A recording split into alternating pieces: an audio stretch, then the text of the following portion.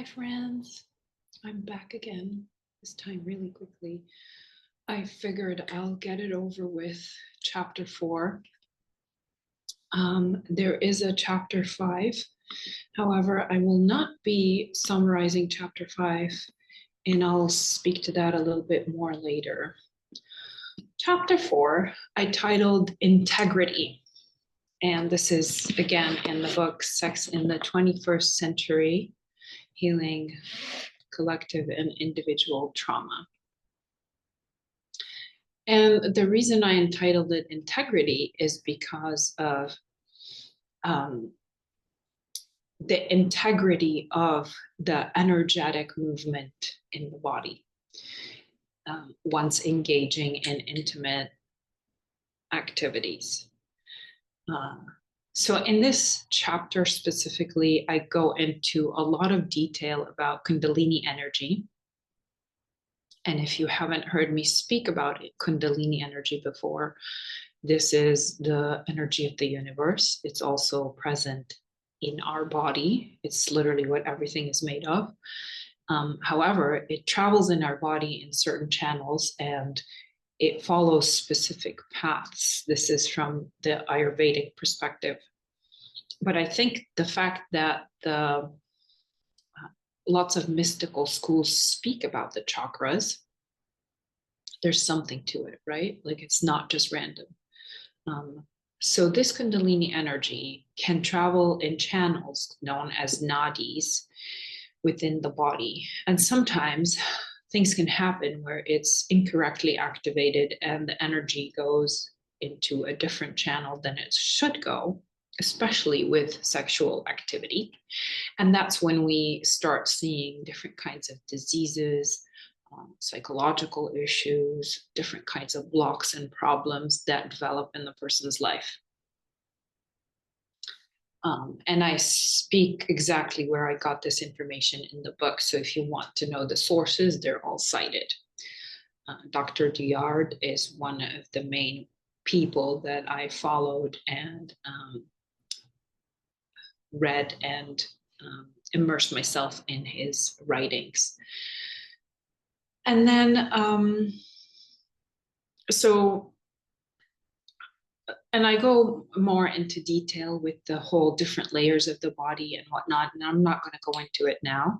But if you do happen to read it and you need some help understanding what it is, please feel free to reach out and I can offer some more in-depth explanations if it's hard to grasp those concepts. I tried to make them as approachable and straightforward as I can, but I know that not everybody has the background in Sanskrit and Ayurveda to completely grasp the topic. So I'm happy to go into depth. The second thing I talk about in chapter 4 is love. And the reason I bring up love is because I want to, stress the fact that love is not sex.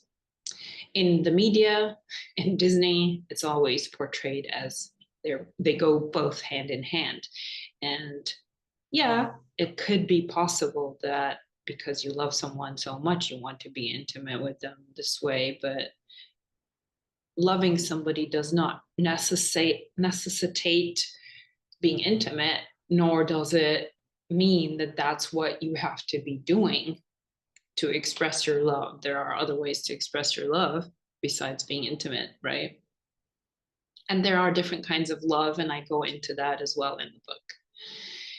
And then I talk about the divine marriage and what exactly this means.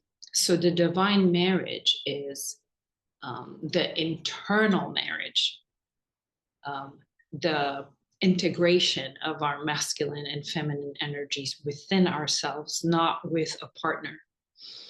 And there's been a lot of confusion about that, you know, like, oh, we have to be with another to be able to become whole, but this is a myth, basically.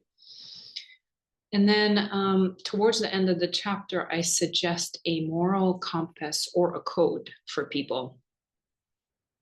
so that when they're partaking in an intimate journey, they can have that laid out between the two partners so that everybody is clear on what to expect, and so that no one is hurt.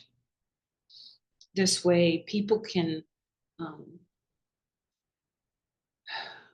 make their own choices, right? Like decide if this is for them or not.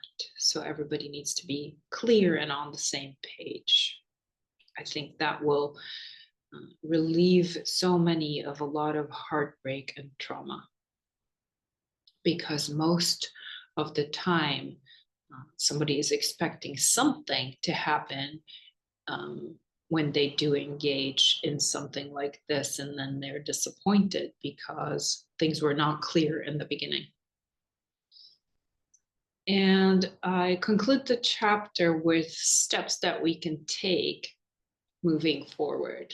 And I'm going to read that to you because it's basically like I tried to come up with some sort of a curriculum for children or for the schools. And I just kind of brainstormed that.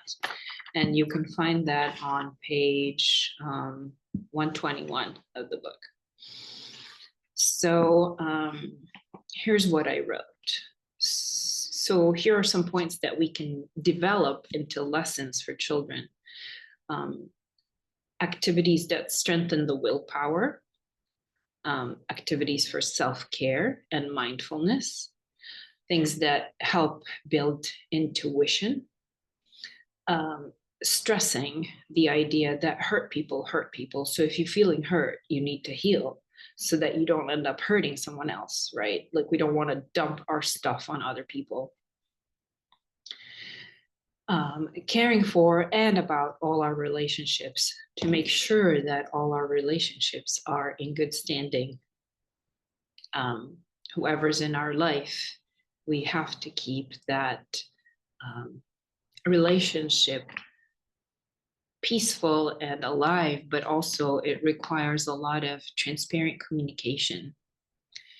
If someone hurts us, we have to speak up and say what we're feeling, because they're not going to know, they're not going to read our minds. And of course, on my list is making art.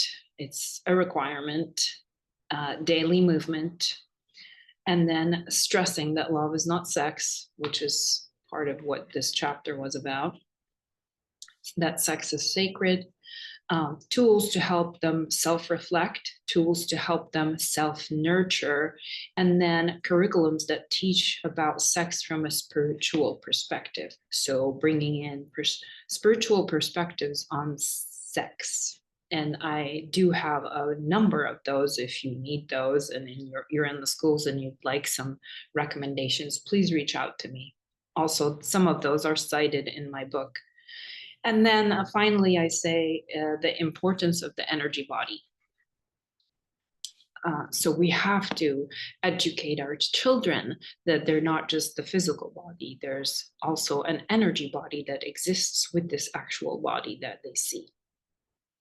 And that I don't think is given in schools. So maybe it's time that we do that moving forward into our enlightened stages of humanity. Okay, this was the list that I came up with, but I'm sure there could be more added to it, and I'd love to hear anything that you might have. Please feel free to comment on this video. And now, the last part of this chapter, I'm going to actually read it because I share passages from a book called The Art of Living, Vipassana Meditation as taught by Goenka. And I was struck because he was talking about sex and sexuality in a Vipassana meditation book. And this is what he wrote. And then I have a little commentary, and I'm just going to read it to you just because I think it's really important. So he raised numerous issues which I think are relevant to this book. And I will mention the section first and then follow it with the commentary. So he receives a question: what is the difference between right and wrong sexual conduct? Is it a question of volition? And his response, no. Sex has a proper place in the life of a householder. It should not be forcibly suppressed because a forced celibacy produces tensions which create more problems, more difficulties. However, if you give free license to the sexual urge and allow yourself to have sexual relations with anyone whenever passion arises, then you can never free your mind of passion, avoiding these two equally dangerous extremes. Dhamma offers a middle path, a healthy expression of sexuality, which still permits spiritual development, and that is sexual relations between one man and one woman who are committed to each other. And if your partner is also a Vipassana meditator, whenever passion arises, you both observe it. This is neither suppression nor free license. By observing, you can easily free yourself of passion. At times, a couple will still have sexual relations, but gradually they develop towards the stage in which sex has no meaning at all. This is the stage of real natural celibacy, when not even a thought of passion arises in the mind. This celibacy gives a joy for beyond any sexual satisfaction. Always one feels so contented, so harmonious. One must learn to experience this real happiness. My commentary on this is, it is important to begin with noting that Goenka was non-sectarian and believed that the teachings of the Buddha were not either. Therefore, for someone who is not religious and insisting on celibacy until there is a commitment is really intriguing to me. Buddhism is about ridding oneself from the passions or the kleshas. The kleshas differ depending on the school, but usually they are ignorance, attachment, aversion, pride, and jealousy. It is believed that these passions are what bring suffering on humanity. After writing this book and reflecting so much on this topic, I can safely say that passion does not necessarily lead to suffering if the human can use it as opposed to being used by it. This goes back to developing the willpower to rule over the passion and not be ruled by it. As humans, we are, after all, not free of our shadow, and that is what Tantra offers us, the ability to be with both our light and our dark. So it's not just Buddhism that's about ridding ourselves from the passions. It's literally every spiritual and religious path is telling us that that's the way to elevate. This is the way to transcend the physical. Now, most of us humans might not be on that spiritual path. We have not any interest in it whatsoever. But if you are interested in growing on your spiritual path, this is a teaching that needs to be taken to heart.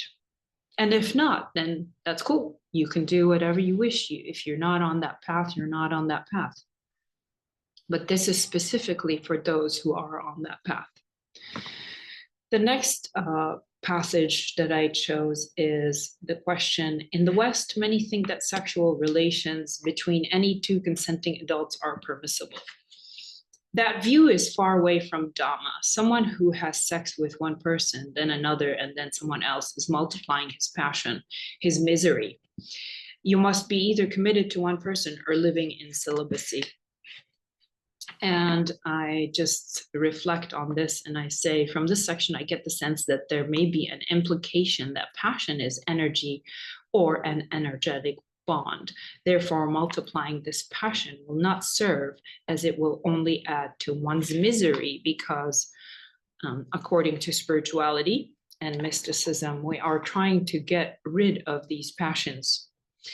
Not so much by suppressing them, by transcending them, by growing, by rising above them, by like I said, by willpower, by taming the beast, so to speak. So those are the excerpts that I have in my book. And then, as I mentioned, the last chapter in this book is chapter 5, which I will not summarize because it's the way I work with ArtKeyTypes, which is my trauma release that I do with people. I am considering doing some trainings for people if they're wanting to, maybe even like giving out some certificates. If there is an interest for that, please reach out for me. I'm happy to do one-on-one for you for now until I announce a possible project in the future. It's just an idea I'm toying with, but you never know. It might come to fruition. Who knows? It's just something that just came to me recently. So, okay, so I'm glad I was able to get done with chapter 4 and 5, and this concludes the book that I wrote. Hopefully soon I will bring you more books. I am toying with a summary of The Alchemy of Happiness by Al-Ghazali, and unless something else calls me. All right, I'd love to hear from you. Suggestions, comments, questions, anything that you might have, please post in the comments or write to me on info@susieadra.com. Take care, everyone, and I'll see you next time. Bye-bye.